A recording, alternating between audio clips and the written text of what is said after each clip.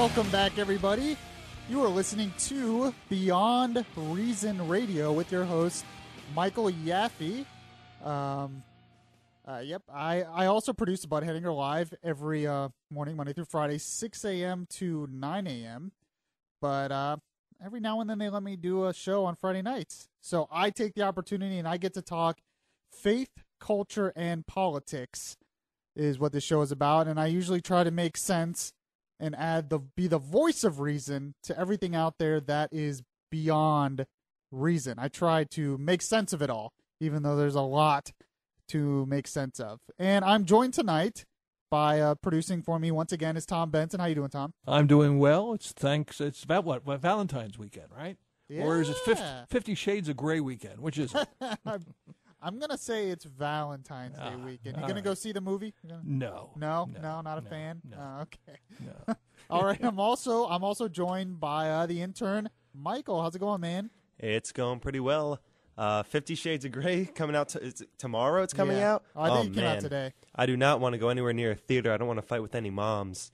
With any moms? Yeah. It's a big support of moms. That book was written for moms with dirty minds. Yeah, it really was. You know that book sold 60 million copies?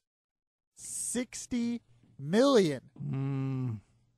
And what? 999,900 were probably women. There's a few. Yeah. And what's funny about that too is I heard most women bought the Kindle version instead of the main version because they didn't want other people to know they were reading it. So they could read it on the Kindle and no one would know that's what they're reading. Yeah. So the moral of this story is women have a sick mind. All right, moving on. Now, Michael. Yes. Stop laughing at me in there. It's easy to do. How did you get here this morning? Or not this morning. It's not morning. It's evening. I'm so used to doing this. How did you get here this evening? I drove here.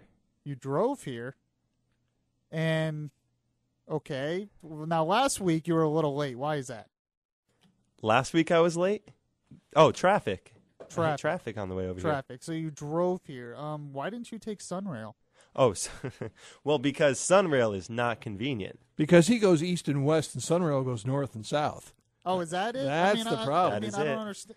I don't understand. I've been told that Sunrail is this great new alternative transportation that we should all take it. It'll help us get rid of the traffic on I-4. And if we could all take it, more people would take it. But unfortunately, it just does not run anywhere near me.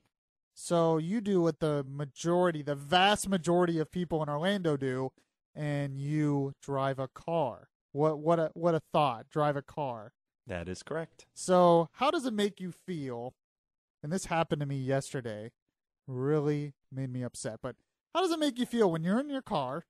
Like the vast majority of people in Orlando are in their car when they're driving to work or driving to wherever they need to go, and you're stopped at the train crossing for Sunrail.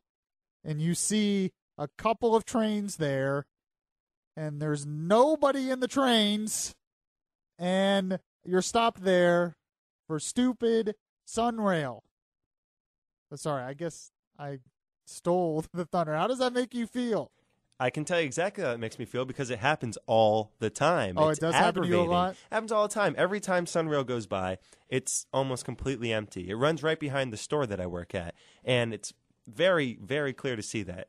It's not doing well. Yeah, I'm driving yesterday evening, and I stopped by the Ronald Reagan 436 Sunrail station over there in Altamont Springs. And I'm sitting there, and there's traffic, and the majority of us are driving, and here comes Sunrail. And of course, that the station's right next to the crossing. So not only do you have to wait for Sunrail to get to the station, but you have to wait for it while it's sitting there at the station, and people are getting off, and people are getting on, and then it has to turn it back on, and it has to go, and I'm waiting there the whole time as Sunrail. And so I'm taking a look at what's going on over there, and there's like 5 people in the thing. There's like 5 people in Sunrail. And yet, I'm looking around on the road, and there's lots of people in cars, lots of people driving, and yet we're not doing anything for that. Yet the big push is Sunrail. And that's just going to keep continuing on, unfortunately. We don't want to support real alternative transportation like, I don't know, Uber? Uber is very popular. You know, I talked to someone from San Francisco, you know, where that started. He's from San Francisco, and he said everyone takes Uber there. There used to be, in the city of San Francisco, majority of the cars were yellow taxis. But now, if you go to San Francisco, the majority of the cars are not taxis. Why? Because of Uber, because it's so successful, because it's convenient. Lyft is the same way, where you can go on the app, you can find a car, you can get the car to pick you up, and you pay for it through the app. It's convenient. There is a legitimate alternative transportation that would be perfect for Orlando, because let's face it, Orlando is not about downtown. It's not about the city. Most of Orlando's suburbia. Most of Orlando is suburban area. So Uber comes along and Lyft comes along, and they're like, I want to go to Orlando. I want to spread in Orlando because it would be perfect for our market. So while the local governments are spending our taxpayer dollars, getting Sunrail, funding for Sunrail, trying to find, you know, the federal government to pay for Sunrail, at the other side of their mouth, at the same time, Buddy Dyer is trying to restrict the use of Uber and Lyft. They're trying to make it illegal for them to even do it because they want Uber to pay all these taxes. They want Uber to pay all these fees. The airport wants Uber to pay all these fees. And there's a legitimate business. This isn't even done by the government at all. It's done by the private sector. You have a legitimate business like Uber that could work in Orlando and is working in Orlando despite all the threats against it by the local government. It is working in Orlando.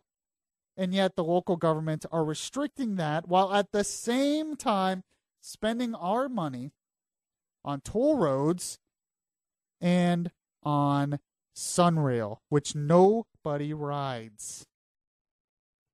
Does this frustrate anybody else? Tell me. I want to know if there's anyone out there that's ridden either Sunrail or Uber, and tell me which. I want someone actually who's ridden both, if there's anyone out there who's used both. But I want someone to tell me which one's better. I want somebody to tell me what they think of having to wait at Sunrail. 407-674-1025. 407-674-1025 is the number to call. You were listening to Beyond Reason with Michael Yaffee. You can also follow me on Twitter at Michael Yaffee. Follow the station on Twitter at News Radio 1025. Like us on Facebook at WFLA Orlando. You can talk to me there. You can comment there. I'm always putting stuff on Twitter and stuff like that. Tell me, how does this make you feel, this whole thing about Sunrail? How does that make you feel? How does it make you feel when the Orlando Sentinel, I have an article here by the Orlando Sentinel, and they have an editorial here, and it says, push for Sunrail funds needs regions support. So not only do you have the local governments pushing Sunrail with our tax dollars, but now you have the Orlando Sentinel, which is pushing Sunrail, and it needs our support. And they're talking about how the government, the local government, doesn't have the money right now because they want to add Phase 2. Phase 1 wasn't good enough, even though nobody rides Phase 1. We have to add Phase 2 to Sunrail. But they don't have the money, so they're searching for the money from the state. The state's like, we're not going to pay it. We don't have the money. They're searching it from the federal government. The federal government's like, we're not going to pay it. We don't have the money. So where are they going to get the money? But we all should support Phase 2 of Sunrail, which nobody rides. And the Orlando Sentinel writes in this how we should do that. And then, but they also admit in one paragraph, they're like, well, Phase 1 has been falling 12% short of its first year goal of 4,300 riders a day lately. That's 12% short of their goal of only 4,300 riders. That's not a lot. And they can't even get close to that goal. That's not surprising when gas prices have plunged. Well, that's a good point. The gas prices have plunged. Another reason why people maybe would want to use Uber or want to drive themselves, not use a train. But no, we have to support the train, of course. And then they're saying with the $2.3 billion reconstruction of I-4 through Orlando, they think more people are going to use Sunrail. And of course, I-4. You know, Scott Maxwell in the Orlando Sentinel is calling the I-4 thing Traffic-geddon. I like that. Traffic-geddon. Because that's exactly what it's going to be. It's going to be a disaster. But how are they paying for a lot of Traffic-geddon? Oh, well, yeah, some tax dollars. But they're paying for it with the toll roads that they're going to be putting on it. That's where a lot of the money's going to come from. So we should spend our taxpayer money on Sunrails, get that from the federal and local governments, while at the same time paying tolls on the roads which the majority of us use. You'd think they would use the taxpayer money more wisely instead of spending it on Sunrail, spend that to redo the road so we don't have to pay the high tolls. The tolls on I-4, by the way, on that exchange where they want the toll roads on I-4, $14 one way. Who's going to pay $28 both ways? That's ridiculous. But you have that option now. I mean, it's going to be cool that they redo I-4, but it's just, they're wasting our money. It's frustrating to me when that's a legitimate job by the local government, is to fund the roads, and they're focused on a train. Are we in the 1830s? I mean, what's happening? I guess it's a little bit later than the 1830s when trains started coming. 1930s. Well, maybe early 1900s when trains. Well, the city trains, I guess. But it's frustrating. And then I'm going to talk about when we get back. How frustrating it is when you pass the Citrus Bowl. Because we're spending all the taxpayer money on that, too. You're passing by the Citrus Bowl, and the main road you use to pass by the Citrus Bowl, you're paying a toll. So I'm paying a toll to ride a road while they're spending millions of dollars on a sports venue that I'm going to visit maybe once a year. Tell me, do the local governments care about the people? I think not. 407-674-1025. You are listening to Beyond Reason here on News Radio 102.5 WFLA. You are listening to Beyond Reason here on News Radio 102.5 WFLA, and still, of course, on AM 540, the 50,000 watt front porch. I am Michael Yaffee. I produce Bud Hedinger Live every morning, 6 a.m. to 9 a.m., and then we try to do this show on Fridays. I also have a podcast blog.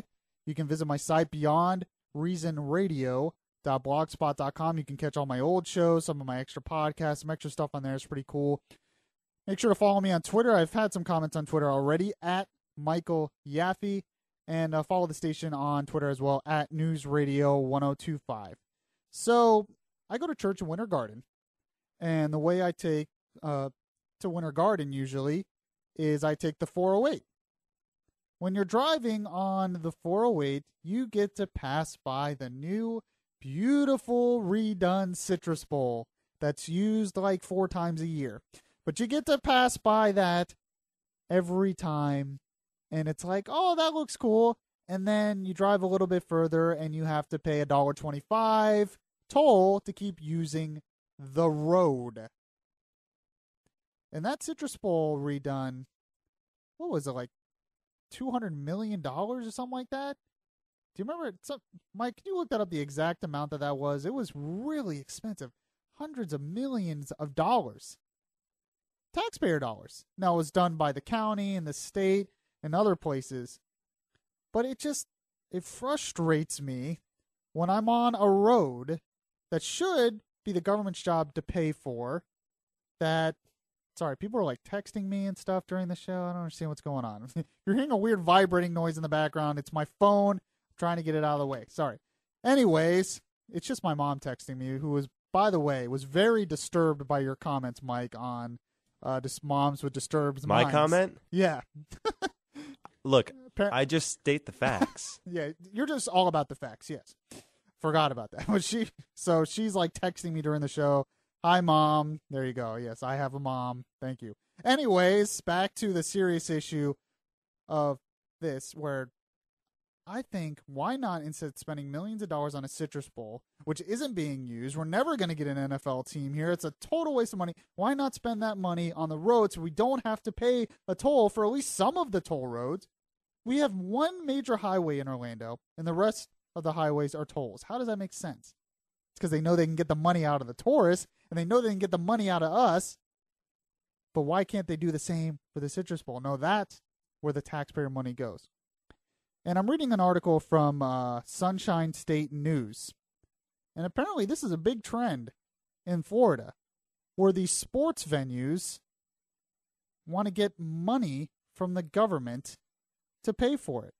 And some of them are having trouble finding it. But it's amazing how all of them want to do this. And look at these sports venues that want to do this. And think about this. Think about how much these sports teams, these sports venues make in the private sector every year. And yet they're wanting your money, your taxpayer dollar. It's your money while you're paying for a toll road. Think about that. And thank you, Michael. They spent $207 million to redo the Citrus Bowl. $207 million. Think about that. That's a lot of money that could be used for other things. But that's who we are. You know, as I said on last week's show, we have to get to a point where we change and we get back to what the true idea of government was supposed to be. The real role of government is supposed to be. We are so far beyond our thinking on what the real true role of government is. Now we have businesses, and by businesses I mean very profitable businesses, thinking that it's the role of government to help them pay for their venues? Do you get that same treatment as an everyday taxpayer? I don't think so. And yet that's what they expect. You have Sun Life Stadium in Miami, you have the Daytona International Speedway, and you have Jacksonville, all wanting to get part of millions of dollars from the state to fund these stadiums. And then, of course, you have Orlando's $110 million Major League Soccer Stadium. That's right, $110 million for soccer.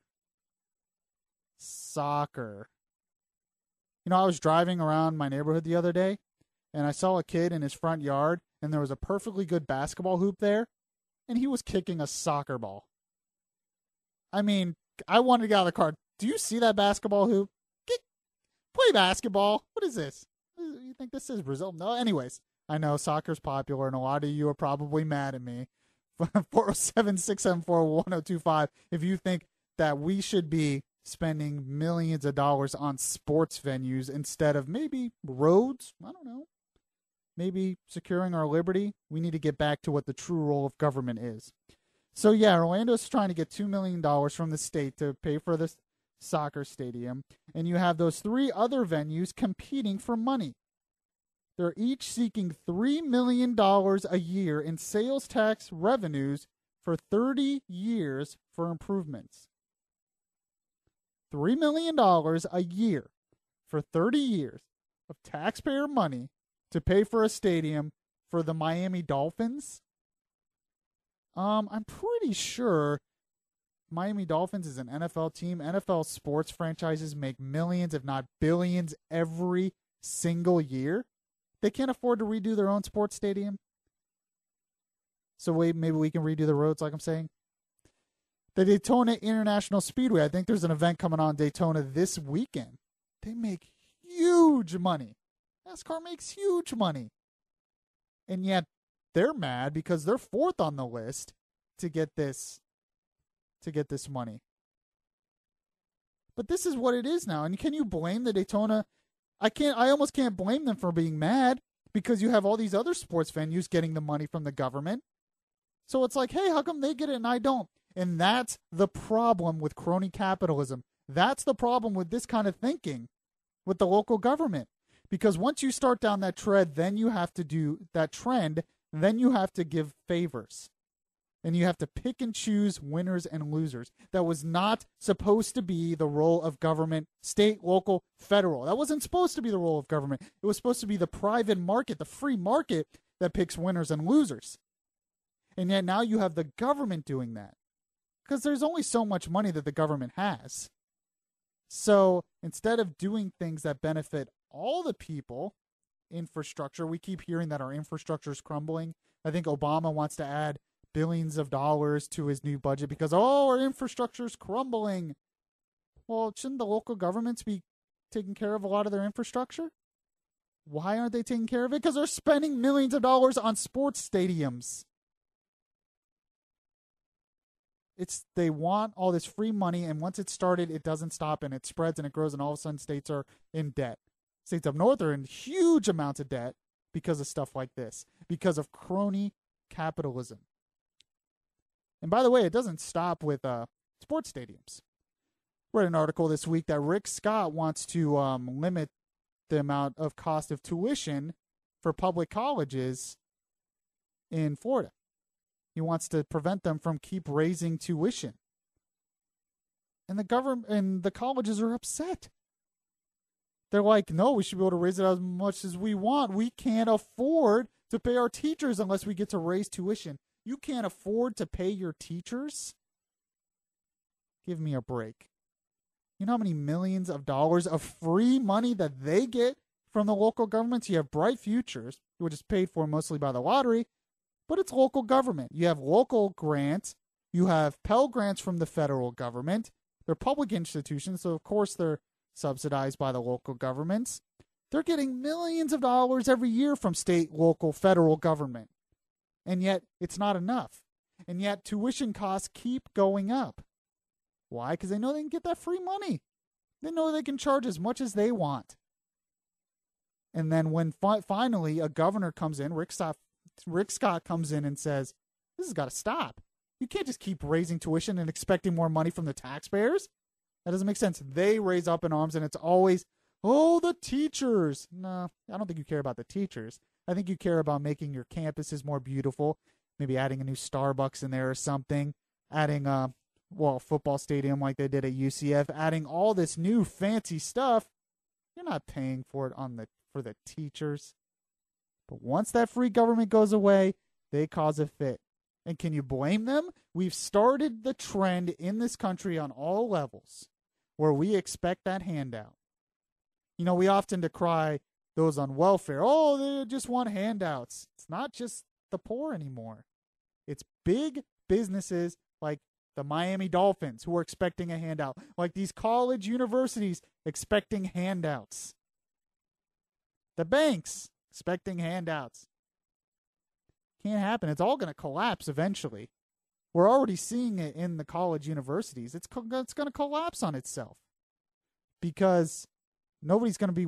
It's going to get to a point where they're not going to be willing to pay for it because you pay thousands and thousands of dollars to go to a 4-year university, and then you have some liberal arts degree that doesn't get you a job, and you're out of college, and what are you going to do with that piece of paper? It doesn't matter. Instead, you could have spent a year at a technical school, got a real technical job like plumbing or something, and made good money when you got out. People are going to figure that out, and the colleges, that whole college bubble is going to burst.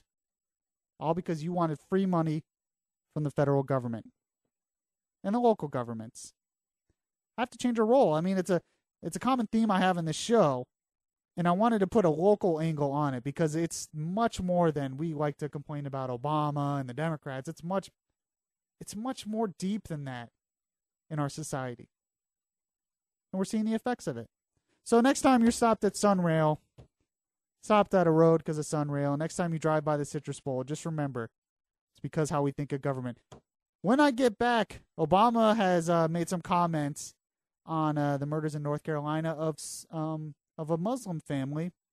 Very interesting that he's speaking out about this, but not some other things. You are listening to Beyond Reason here on News Radio 102.5 WFLA.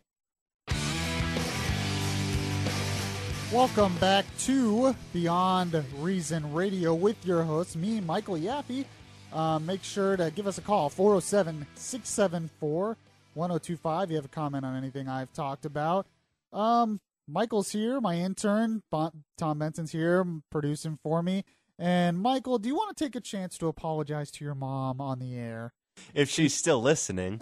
She apparently told me over the break that she's very upset at you, Michael. What did you do? Well, basically, she heard my thing about 50 Shades of Grey, and she read the books, and she said it is not dirty. It is some education. I don't know. She gave me some excuse.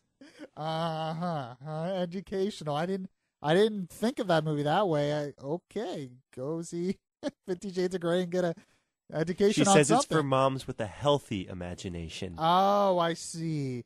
So when guys, watch porn or something, that's not guys with a healthy imagination. But when a mom goes and reads one of those novels with all that stuff, they're just a healthy imagination. I see. Okay, I got it. Whew. I had to straighten that out. Okay. So speaking of straightening things out, Obama, of course, you've all heard about the horrific murder of a Muslim family, three Muslims in North Carolina. And it was done by a guy named Craig Hicks, who apparently was just a nut job. He hated all religions, but he just hated everybody. And he apparently shot them over a traffic dispute. But Obama made a comment because now we have Muslim leaders coming out. This was a hate crime, an obvious hate crime. But there's no evidence that it was yet. Just because they're Muslim doesn't mean that's why he killed them. In fact, apparently he supported a lot of liberal things and supported a lot of Muslim things, including the Ground Zero Mosque on his Facebook.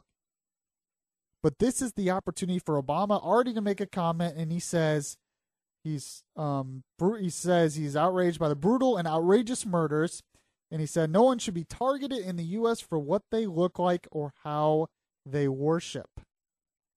There's nothing wrong with those comments initially, but we don't know if that's what happened here. Why is it you were in such a rush to do this? Because you're trying to set a trend, trying to say, well, this is becoming a trend where people are hating Muslims. But there is no trend of that in this country. It's not happening. You're creating a false narrative. And what shows the hypocrisy on this is, remember a few months ago when a Muslim guy recently converted to Islam, got mad at some coworkers, and you could tell by his post he was becoming radicalized. He got mad at coworkers and chopped off one of his coworkers' heads after recently converting to Islam and becoming a radical. Obama didn't say anything about that. I didn't hear anything about that from Obama. It's crazy. And yet, when it's the other way around, Obama rushes to, oh, we can't treat Muslims bad. I'm all for not treating Muslims bad, but you need to be consistent. Instead, he goes to the National Prayer Breakfast and bashes Christianity. If anyone in this world is being targeted, it is Christians. I was just hearing on Fox News how thousands of Christians in Iraq and other places are being held captive by Muslim extremist ISIS. Many of those Christians are being crucified, literally crucified for their beliefs. You want to talk about being targeted for what you believe. You want to make attention to something in the United States where most of us are really tolerant with other religions. And yet, you do very little about ISIS. You do very little about the real threat against people, and that's radical Islam. You want to know a group of people that target other people for how they look and what they believe. That's radical Islam. That's ISIS. That's others like ISIS who follow that kind of thinking. And yet you say nothing. It's unfortunate, and I feel that's why people think you're Muslim. I don't think he's Muslim. I don't think he's religious.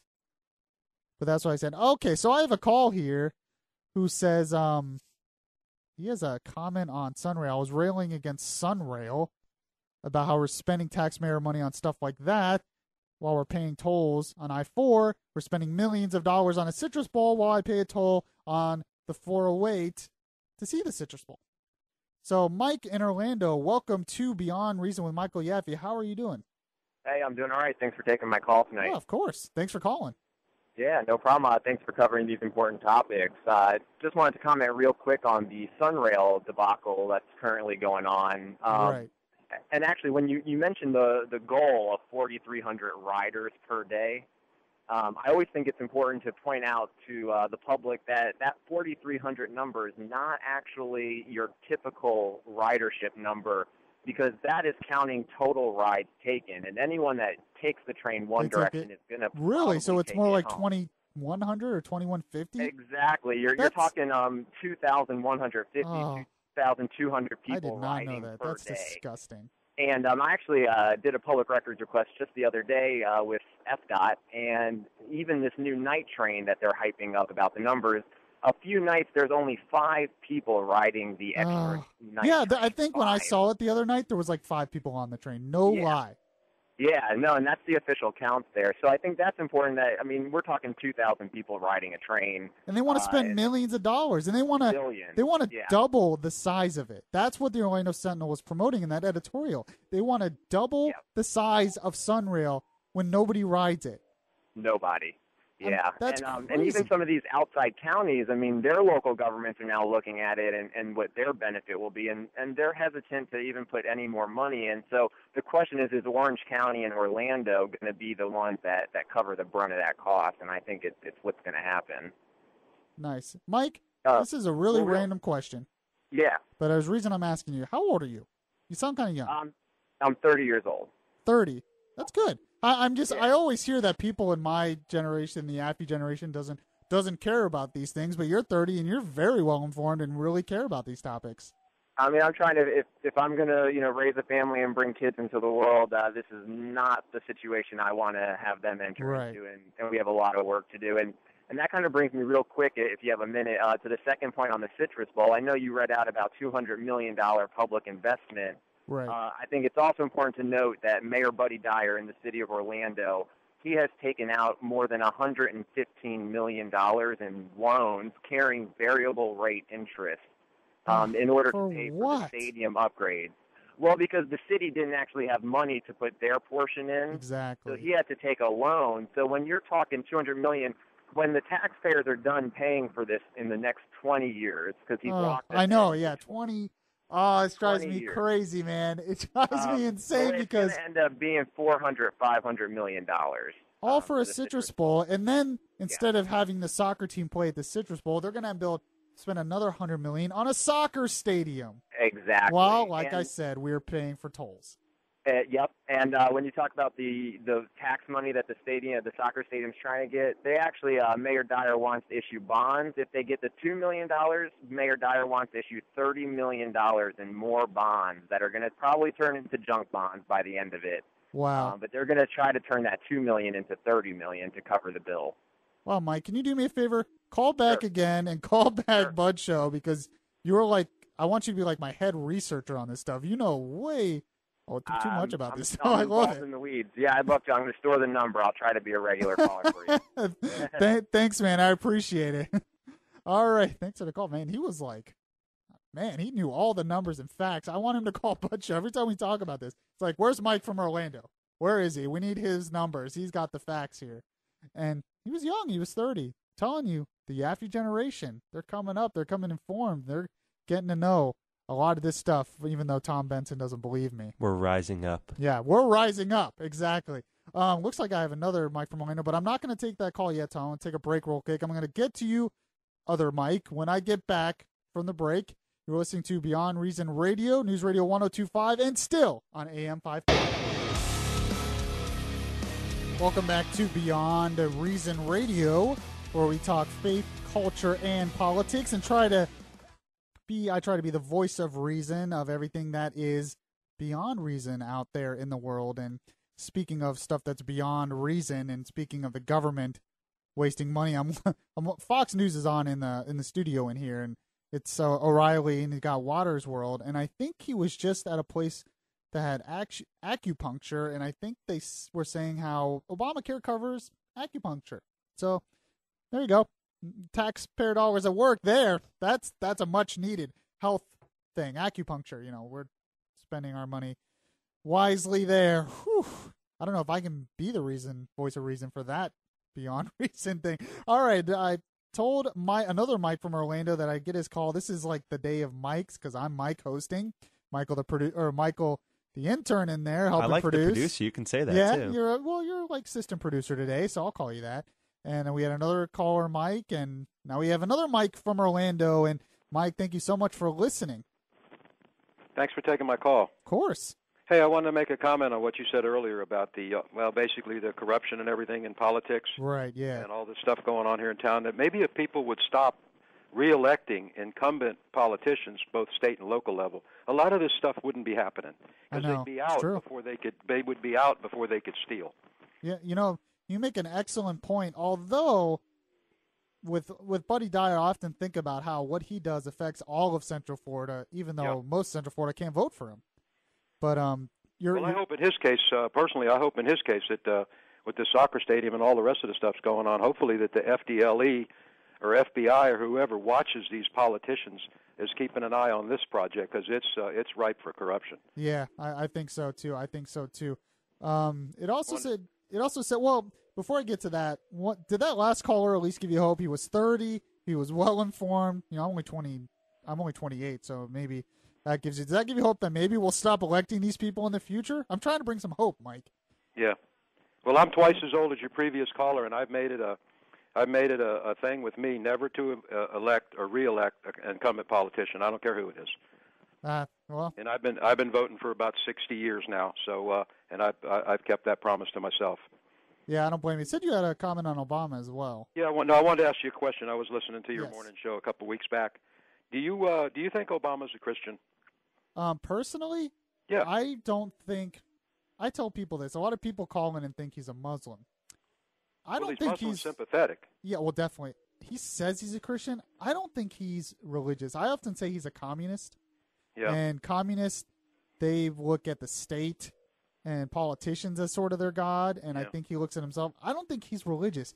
I've often said when I've filled in for Bud, I've said that Obama is the postmodern president. He's the first postmodern president, which means he doesn't believe in any truth. He believes that basically all religions lead to the same thing, and they're all on the same level, and there's not one superior than the other, not one belief superior than the other, not one country superior than the other.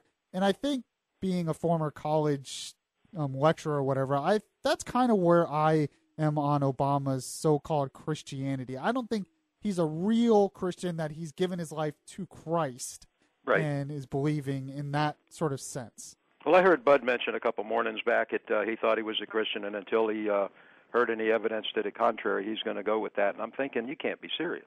Well, he said he doesn't believe he's a Muslim, and I just don't think he's religious. I think he just doesn't care about religion that way. I don't think he knows how to really have faith in God. That's what I believe. Mike, I think... Some of his first legislation he passed is little known, that they set aside $300 million for China for abortions. Now, what kind of Christian would do something like that? Exactly. I don't think he's the kind of person who really has faith in God. He's a postmodern president, is what I'm saying. He just believes they're all, religion's good, but not one superior than the others, no real truth. And that, that's opposite of me. Obviously, I am a Christian. I believe in the Bible and believe in the truth. And Bud, I don't think Bud really thinks that Obama's like a big Bible-believing Christian. I think Bud just thinks Obama, I don't know, is a Muslim. He says he's a Christian. I mean, he's really, like I said, he's a communist. He's a radical. The Christian church that he went to was Jeremiah Wright's church. And Jeremiah Wright's church was about much different stuff than actually the Bible. What he really preached on was hatred of America and hatred of capitalism and hatred of the white race. So if that's where Obama went to church, he wasn't getting any real Christianity there. So, I don't know. But before I end the show today, as you know, tomorrow is Valentine's Day. And it makes me ask the question, because we often think about this, what is love? Because Valentine's Day is supposed to be about love. And in today's society, especially with movies like 50 Shades of Grey, to be frank, and forget about, all the sexual stuff. The fact is they're not married. They're having sex before marriage. They're just a couple. And I don't think is that love? Is that what love is nowadays? What is love? We have such a weird interpretation of what that means. Music often talks about that and all that stuff. And I don't think we really understand it. I don't think we really know what it's supposed to be anymore. What is love between, it's not even supposed to be between a man and a woman anymore.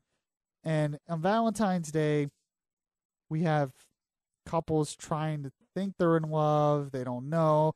They say they're in love, but they're not willing to get married and have that commitment. They want to have sex before marriage. They want to move together before marriage, and yet they're in love. All this stuff. Our society is so twisted about what it means to be in love. So I thought, because I don't really know either, so I thought I would actually go to someone who did know, and that was the Apostle Paul in the Bible, who was getting it from Jesus.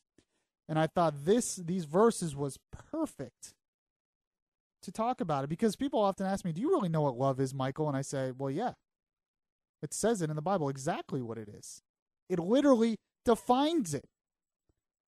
And yet I think most Christians don't even look at it this way. And imagine if every couple treated love like is described here in 1 Corinthians chapter 13, verse 4. Just imagine how better our society would be if every couple treated it this way.